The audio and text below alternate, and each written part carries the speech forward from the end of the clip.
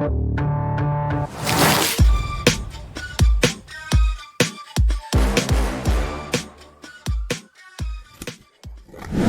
Welcome back to Score Up Academy. और आज की इस वीडियो में हम करने वाले हैं बहुत ही जल्दी से पार्ट 2 वर्बल कम्युनिकेशन।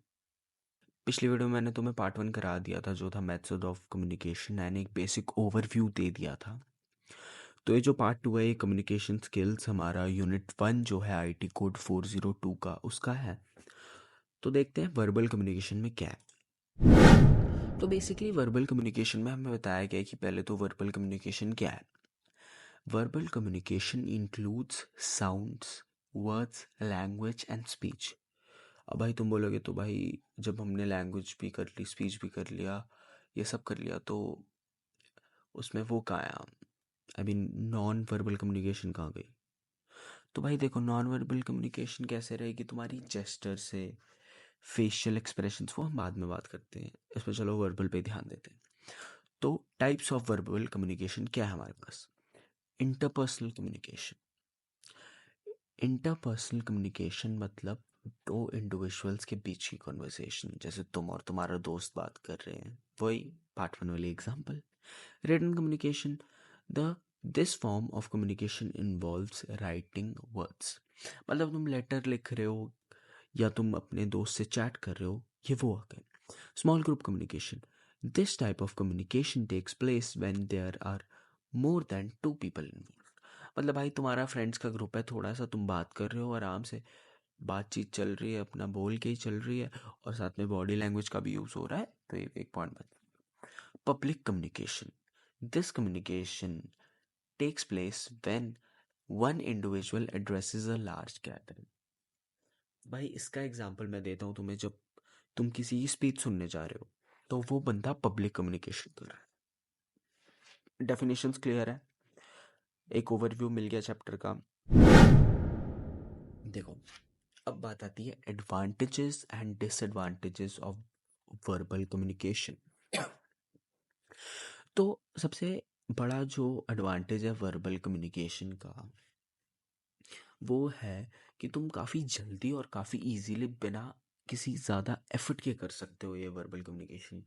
मतलब एज कंपेयर्ड, अगर तुम किसी को एज एन, जैसे हमने पहले में देखा था मेथड्स ऑफ कम्युनिकेशन में कि बैनर्स एंड पोस्टर्स, तो यहाँ तुम बैनर्स एंड पोस्टर बनाने बैठोगे तो उसमें टाइम लग जाएगा ना भाई।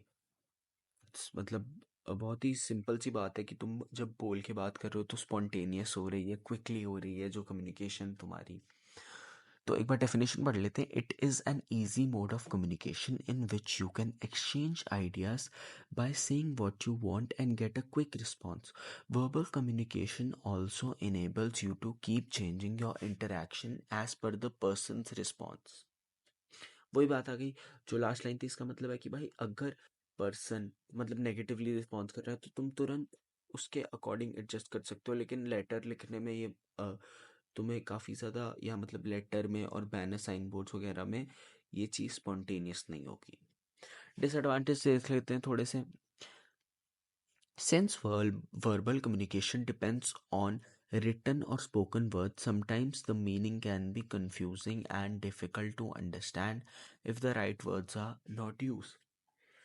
सही बात है भाई, जब तुम, अगर तुम्हें वोकैबलरी ही नहीं क्लियर, तुम किसी वर्ड को किसी और के लिए यूज़ कर दोगे, किसी और रिटर्न में यूज़ कर दोगे जैसे, तो काफ़ी मिसकम्युनिकेशन हो सकती है, काफ़ी लड़ाइयाँ हो सकती है, एंड लाइक दैट।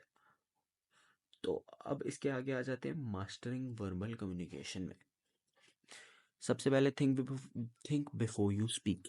ये वही बात आ गई भाई, देखो डिसएडवांटेज बन जाएगा अगर तुम सोचोगे नहीं, तो मतलब तुम कुछ गलत वर्ड यूज़ कर दोगे, जिससे मे बी तुम दोस्त से बात कर रहे हो, तुमने कुछ गलत वर्ड यूज़ कर दिया बिना सोचे समझे, तुमको पता नहीं चला, लेकिन सबकॉन्शियसली तुमसे कुछ ऐसी गलत चीज़ निकल गई जिससे उसको बुरा लग गया, तुम दोनों के बीच में या एक मिसकम्युनिकेशन फॉर्म हो गई, तो उसका नुकसान हो सकता है। ये डिसएडवांटेज भी आ गया। कंसाइज एंड क्लियर, जो तुम बोलना चाह रहे हो वो ढंग से बोलो, क्लियरली बोलो। उसके बाद आते हैं कॉन्फिडेंस एंड बॉडी लैंग्वेज। अब भाई देखो, सीधी सी बात है, तुम एक पब्लिक हॉल में बैठे हो, तुम किसी की स्पीच सुन रहे हो, बहुत बढ़िया स्पीच जा रही है। अब अगर वो बंदा लेट के स्पीच सुना रहा है, तुम्हारा इंटरेस्ट रहेगा उसमें, तुम्हें लगेगा भाई ये क्या कर रहा है, वो सिंपल सी बात है, तुम्हें बॉडी लैंग्वेज को भी करना पड़ेगा और तुम्हें थोड़ा कॉन्फिडेंस लाना पड़ेगा। जितना कॉन्फिडेंटली तुम बोलोगे उतना ज़्यादा वो अपील करेगा लिसनर को।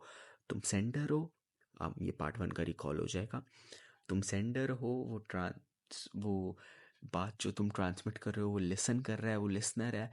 तो जब तुम कॉन्फिडेंस के साथ ट्रांसमिट करोगे तो एक ज़्यादा अच्छा इफेक्ट आएगा लिसनर के ऊपर, और जो तुम्हारा मैसेज होगा वो काफ़ी क्लियरली ट्रांसफ़र हो जाएगा, और जो चैनल फॉर्म होगा वो भी बढ़िया होगा। तो ये बेसिकली हमने ना एक वो भी कर लिया पार्ट 1 का रीकैप। एंड तुम मानो या ना मानो भाई, पार्ट 2 में बस इतना है, वर्बल कम्युनिकेशन में बस इतना है, इतना इजी है ये। तो भाई थैंक यू फॉर वॉचिंग। अगर तुम्हें ये वीडियो अच्छी लगी है लाइक करना, कमेंट करना, कुछ भी कर देना। और पार्ट 3 जल्दी आ रहा है। पार्ट 3 में हम देखेंगे नॉन वर्बल कम्युनिकेशन, उसके डिसएडवांटेज, उसके एडवांटेजेस, एंड एक बेसिकली वो भी काफ़ी छोटा रहेगा क्योंकि वो भी बहुत ईजी है। तब तक के लिए टेक केयर और वीडियो फॉलो करते रहो।